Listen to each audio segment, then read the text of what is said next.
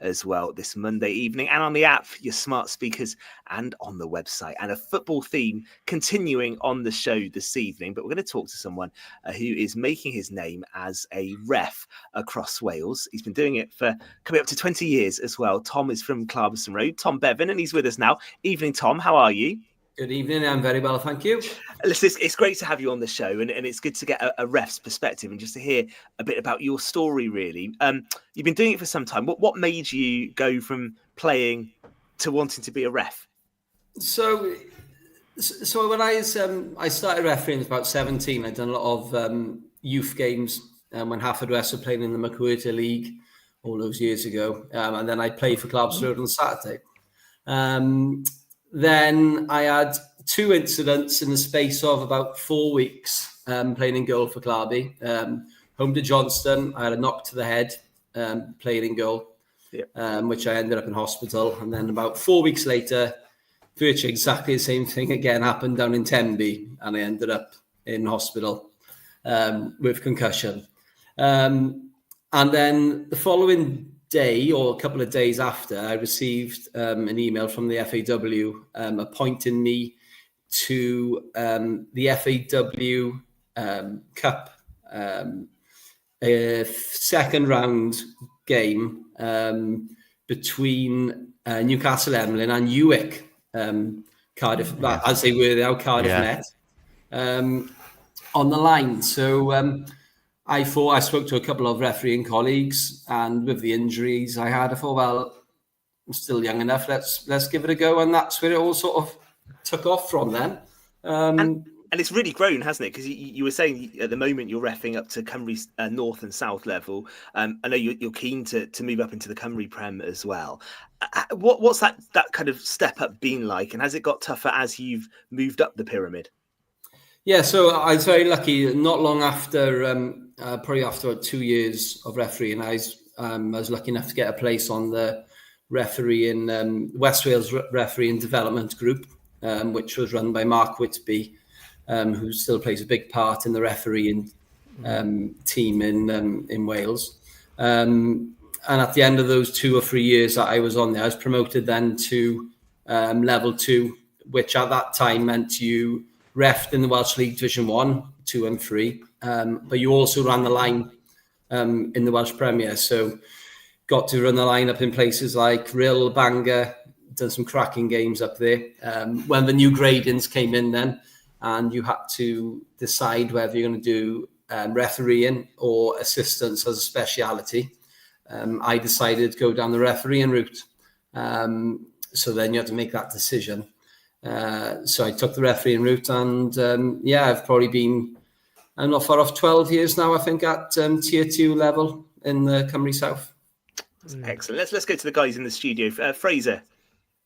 Yeah, Tom, good to see you again, mate. You mentioned there 12 years in tier 2, 20 years as a man in the middle, so to speak. What's been the biggest change over the last 2 decades since you started out in it for you as a referee, Tom? Biggest change is, there's been quite a few of them. Technology is probably one of them, and sort of methods of refereeing. So back in the very beginning, buzzer flags had just about got down to us.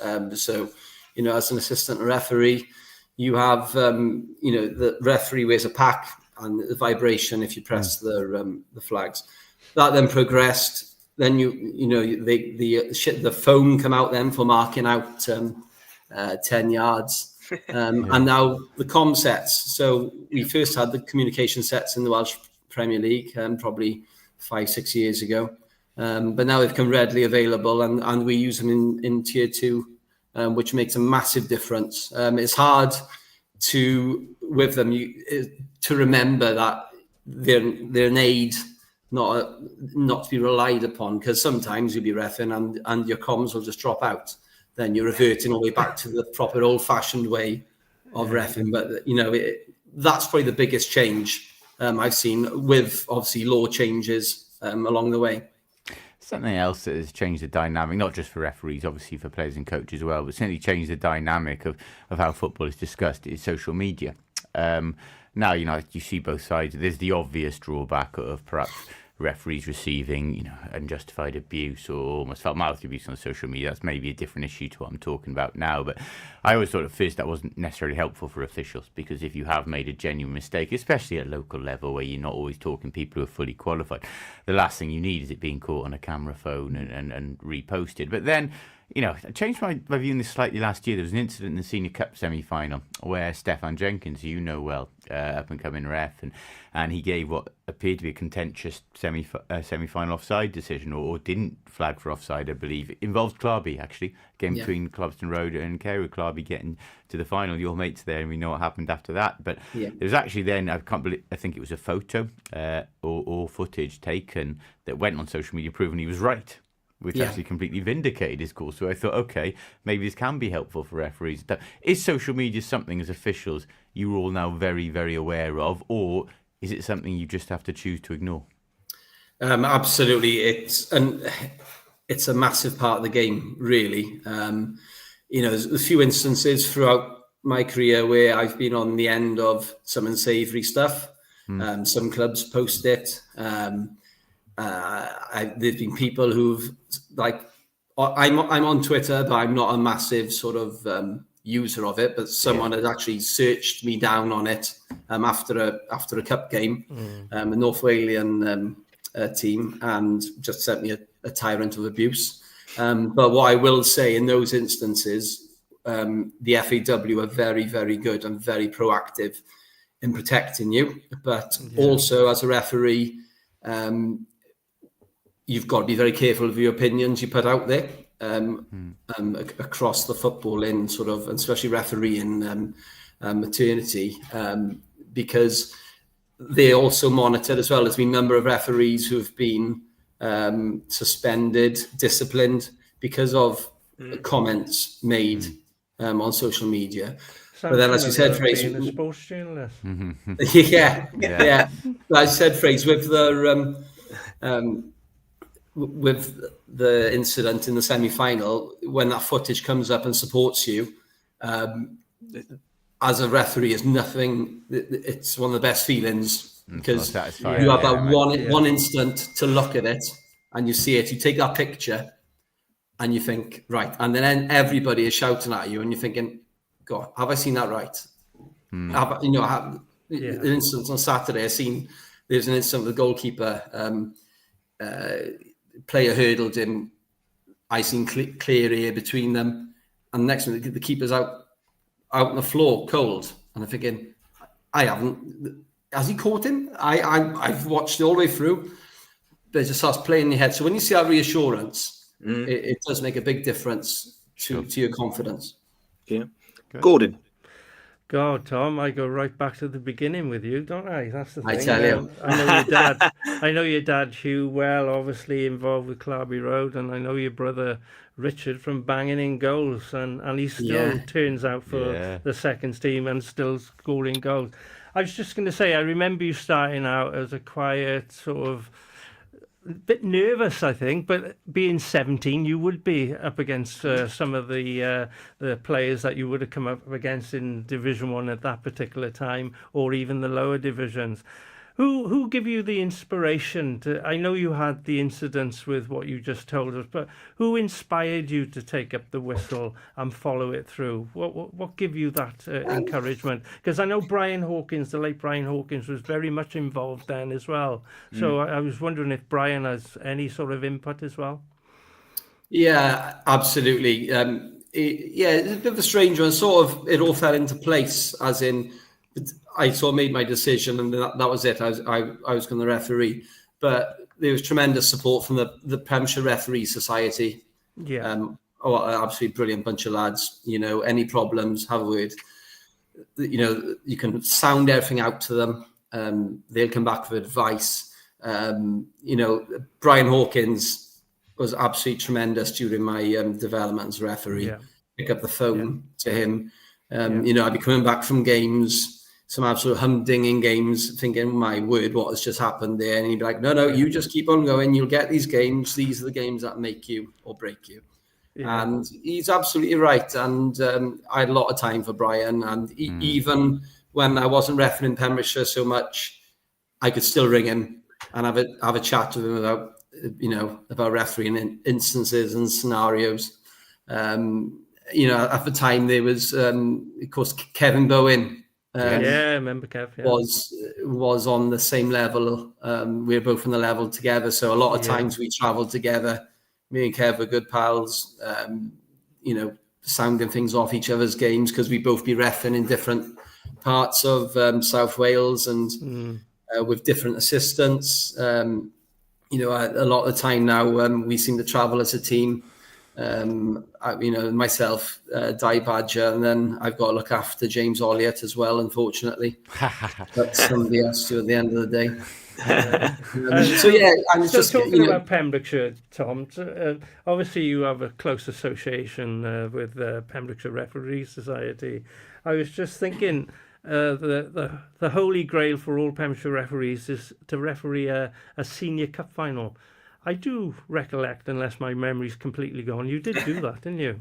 I did indeed. And if you did, what year was that? And who were you refereeing, so it can jog my memory? Right, is Carew Merlin's Bridge. Ooh, that was a tough one. Yeah, it was a fully enjoyable game. I think Bridge won 2-1 in the end, if I'm correct. Because it's quite funny, because Brian Hawkins rang me up a couple of seasons prior to that. And he said, can you just sort of block out your dates for the Welsh League so you don't get appointed around about this time. I was like, fine. And for 2 consecutive years, Clarkson Road made the finals. Right, okay. So Brian, there's 2 years this conversation went on, and then Brian rang me up. Clarby got knocked out the first round the following year, and he rang me up. He said, right, block those dates off now. So if that would have been 2019, was it? The Joe Lee, that's it. And they went on to win the West Wales Cup. That's right. That's right. Yeah, same year. Yeah, so 2019. It was. Tom, we've talked about the change of face of refereeing, change dynamic. One thing I'm interested to go, and I'll put my hands up. I panned this idea initially, and I'm better into what you say now. The biggest compliment I can maybe pay it since is that I haven't heard much about it, which suggested it hasn't been the chaos I envisaged. But it's a sin bin rule. It's obviously something that you've been using in Tier 2 of Welsh football. Did you think it was necessary to bring it in, and how effective has it been from your point of view? Yeah, I think there was a point where something had to be done with dissent. Dissent is sort of thing that can just grow and grow and grow in a game if you don't get hold of it early on. You will get those players who will descend you all the time, no matter what you do. And sometimes you're right, early yellow card, that'll keep him quiet for the rest of the game. I think there has been, so last season when we done games in the West Wales Premier League, where that league was one of the trial areas for it. I think there's a reduction of about 60 to 65% in sin bin yellow cards for dissent after the sin bins were brought in. And I think there was also a statistic that when there was players off the pitch, you were 80% more likely to concede a goal. So as time went on, players would learn, management would learn, and literally go in, nip it in the bud, tell them to be quiet. Otherwise you could have them 10 minutes off. 9 times out of 10 now that would work, where before it would fester and fester on. I've probably issued about 4 or 5, I think, since it's come in. And a lot of them are repeat offenders. Which you just... It's interesting. Yeah, but, 9 times out of 10, you have a relationship with the players. You speak to them.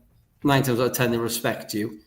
It's frustration, but you do get the ones who just keep on at you. And at one stage, probably 2-3 years ago, it was a massive problem, I'd say, in Welsh football across the board. So it has curbed it then, in your opinion? In my opinion, it has, yeah. And that's really interesting. And this regulation where teams go through their captain now to speak to a referee seems an entirely sensible one for me. I will say I backed that from the start as soon as I heard it. Well, yeah, coming, obviously, Fraser, with your rugby background and stuff. Yeah. And coming through there is proven. I think he got trialled at the Euros last year. And that's when the FAW brought it into Tier 1 and Tier 2 at the beginning of this season. A lot of players are aware of it. And that's what I think as well, with the FAW bringing the criteria out and saying what's happening, the players listen to it. Like, as in Penryn Coch last Saturday in the Welsh Blood Service Cup, and the coach came up to me. He said, "What's this about this new law about coaches, players talking to captains only?" And I said, "It's been for you." I said, "It's been in from the beginning of the season." And he said, "First I've heard about it." No, I said, "It's been in Tier 2 since the beginning of the season." So whether it wasn't communicated as well to Tier 2 at the time, but it was only the last couple of weeks they've been speaking about it. But yeah, I think it does help the situation where you have a lot of mobbing on decisions, which FAW and FIFA and UEFA are very keen to stamp out because of the image it gives the game. You look at the Premier League, big decision, bang, there's a pile of players around them. And that sort of thing just filters down to the younger players through all the leagues, and I think it's acceptable. Tom, let's just finish with a couple more. We've had a couple of questions come in as well, which, if you don't mind, we'll put to you if you've got a bit of time. One is on technology, because VAR is coming into the Cymru Premier, isn't it, next season? What's your view on how that's working, and the fact that it's coming to the Welsh Premier? How do you see that working here?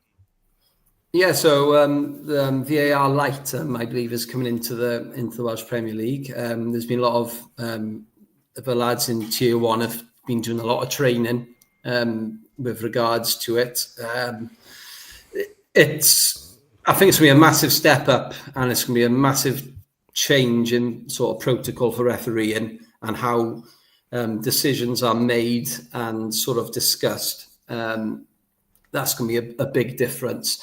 With the light system, I'm not. I've been accustomed to some of the emails and discussions in some of our in-service training days. But what I understand is there's certain decisions that will be given. It's not the full VAR system, but it will aid the referee during their games. Again, VAR, it's Marmite, isn't it, really? Perhaps a lot of people, I think it's been, in a way, quite refreshing this weekend to see it not used. Massive contentious issue, really. Some people say it spoilt the game. Some said it's a great aid to the game. My personal view is I think any help a referee can get to get to the right decision, where they shouldn't be pressured to do it. Just because you've gone to an on-screen review or whatever, doesn't mean that you have to turn that over. It's all about the angles, and on the football pitch, you can just be 2 or 3 meters out of position or a different position. You can see things completely different to someone else. So I think it is a good thing if it's used properly for certain decisions. Yeah. All right, one to finish then, Tom. Refereeing nearly 20 years. Most peculiar thing you've ever had to do on the football pitch as a ref, either a decision or strangest thing you've seen? You must have seen some stuff over the years. Strangest decision. There hasn't, believe it or not, there hasn't been too many stupid things happen to be perfectly honest. How about one where, has there been one where you've had to almost question like your interpretation of a rule or something? You're asking yourself a question all the time. Did I see that right? There's one instance about 4 or 5 years ago. It was just when the Cymru South come in, and I think I was down in I think it might have been Avon Lido, and again, yeah, and I think it was towards the end of the game. It was 1-1, and this boy had a shot, and all of a sudden, I see this boy dive across the goal, tip the ball low down round the corner of the post. And I thought, my God, that's a hell of a good save. And everybody's up in arms, and I can see the goalkeeper still stood in the penalty spot. And it just suddenly dawned on me that wasn't the goalkeeper. And then I was thinking, oh my word, who on earth is it? But so I blow the whistle, give the penalty, and the boy come running out to me. He goes, "I never touched it." Like, right, you knew. If he'd just been quiet and walked away, I would have been in a lot of trouble trying to work out who it was. He hung himself out to dry. Oh, good stuff. Well, listen, it's really good to have you on, Tom. Thank you very much for joining us. It's great to chat, and it sounds like you're still loving it as well after all these years. And you'd encourage people to take it up in the same way you did all those years. Absolutely. If any, in Pembrokeshire we've got some good referees up and coming through the leagues as well. Yeah, that's right. No. The world's your oyster refereeing. You can go on to so many different things. It's important to get your foot in the ladder, be firm, have a firm word with people. Good strong whistle, and make your way up the ladder. Good stuff. I recommend it to everybody. Yeah. That's it. Ref with a smile as well. I think that's the way to do it. Absolutely, that's half the battle. Thank you very much indeed. We're going to come back for the final part of Pure West Sport next. Pure West Sport Show.